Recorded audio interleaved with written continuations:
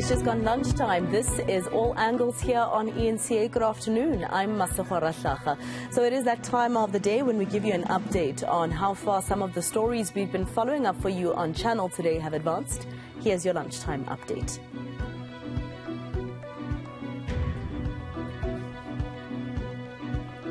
Our reporters are out and about bringing you the latest on today's top stories. We have Pule Letshwiti-Jones in Atteridgeville, Pretoria. Hloni Mthimkulu is in Johannesburg, and Bafedile Moerane is in Rustenburg. Pule, let me start with you. You're looking at the story about a gas explosion at the Zodwa Special School in Atteridgeville. 2 people killed and 4 injured. Someone has been arrested, but I understand that community members want more to be done. And do we know what exactly caused the gas explosion?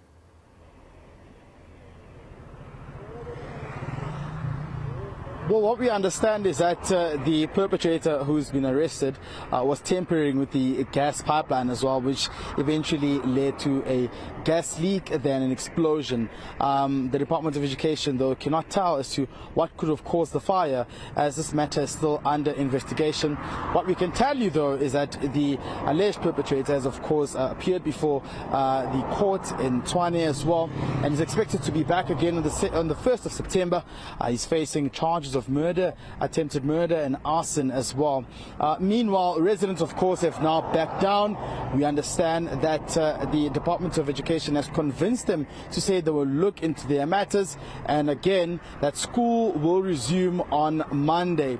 The Department of Education says, in Gauteng, says that it is very important that the special school called Zodwa in Atteridgeville isn't disrupted, because it's dealing with pupils of special needs as well, who need medication and who need other special attention, and necessities to ensure that school does commence and that they are then looked after as well in that school. But the residents, of course, were furious, saying that they want the contractor, of which the employees were working for, the ones who died, to compensate the families and ensure that they get a dignified funeral process as well.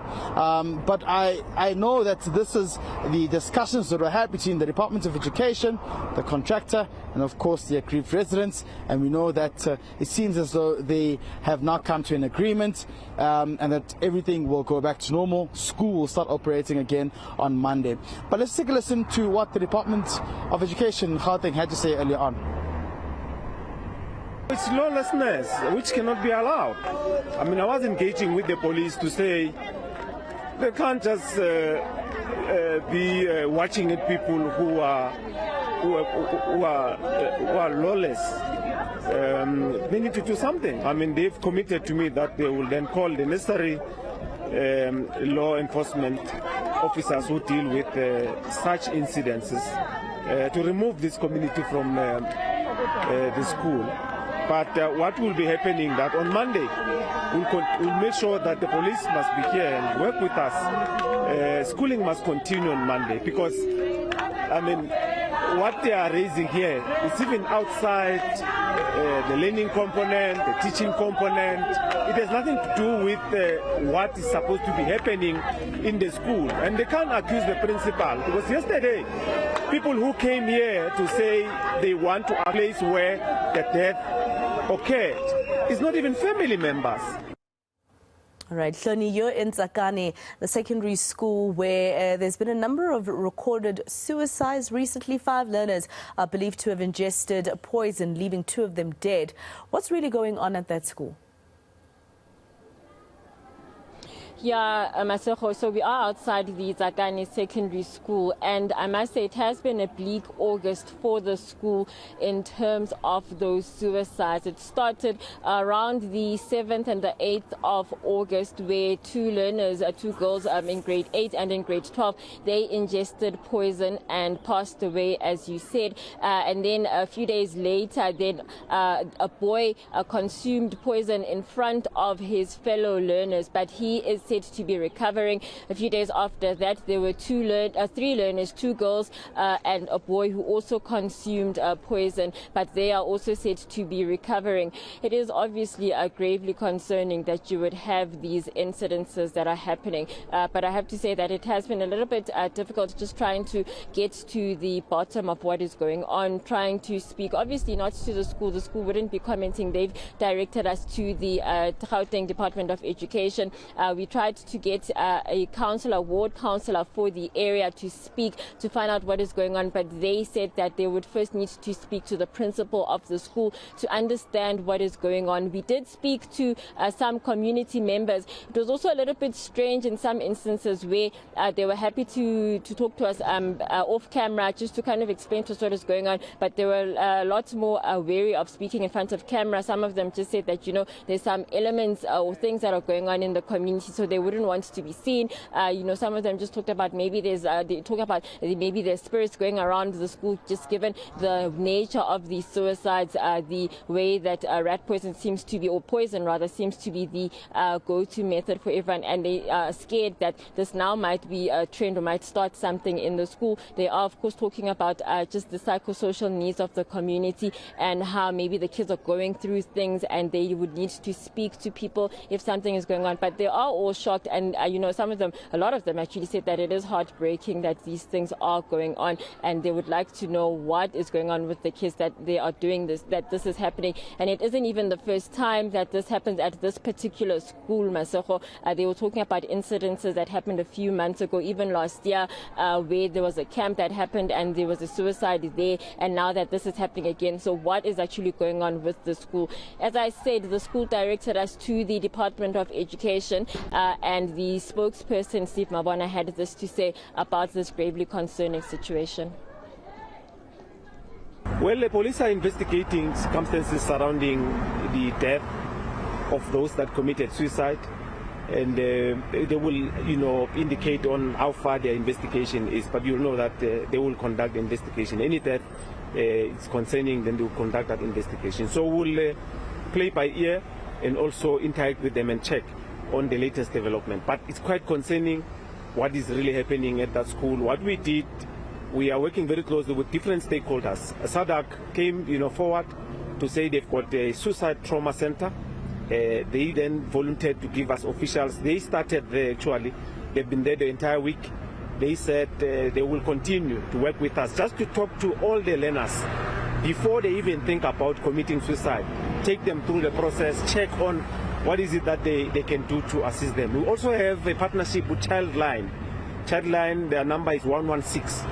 And we'll encourage all learners who have challenges to dial that number. There's professionals there that can assist. I mean, we know that we also saw in Karankua the element of some of the cases of suicide that were reported.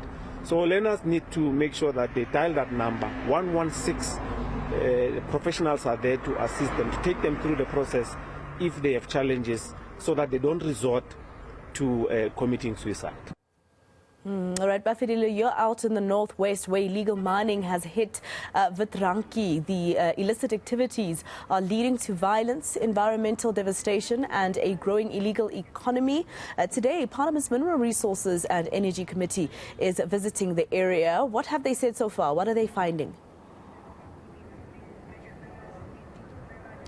Well, Masego, according to them, it's really a long way to go in really capping this illegal mining. At the time when we're seeing them taking action, seeing the law enforcement agencies taking action, including the Department of DMR having to take action, in particular in Johannesburg.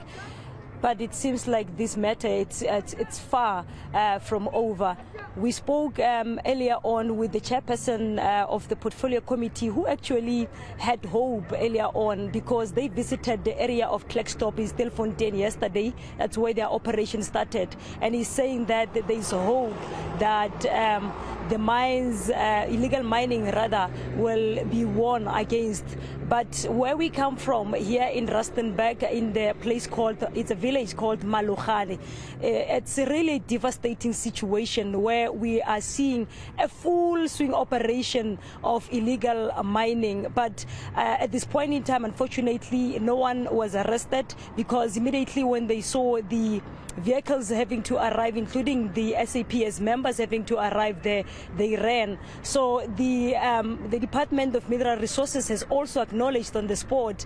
The regional leaders who were part of the program today have also acknowledged to say that indeed there's a lot that we still need to do. Where the chairperson said that we were here last year, the situation seems to have exacerbated. But earlier on, before we embarked on the operation, we spoke to him, and let's listen to what he had to say to us. One of the things we have given a warning to the department was that, if you will recall, the phenomenon of the zama-zamas is predominantly in your gold industry. Now, one of the things we've said that if you look on your Limpopo area in particular, and where now probably we're going, you don't have zama-zamas. But the potential that is you drive them out of your gold mines, you will be driving them now to the chrome as well as platinum mine.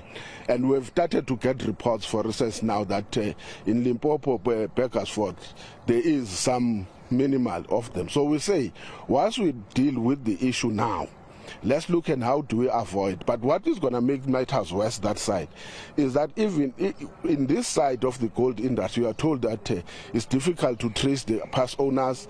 Probably even if you find them, they may not be liable because the legislation did not put an obligation on rehabilitation. All right, that was your eNCA lunchtime update from all angles with reporters Pule Letshwiti-Jones, Hloni Mthimkulu and Bafedile Moerane. Thank you, team. Let's leave it there for now.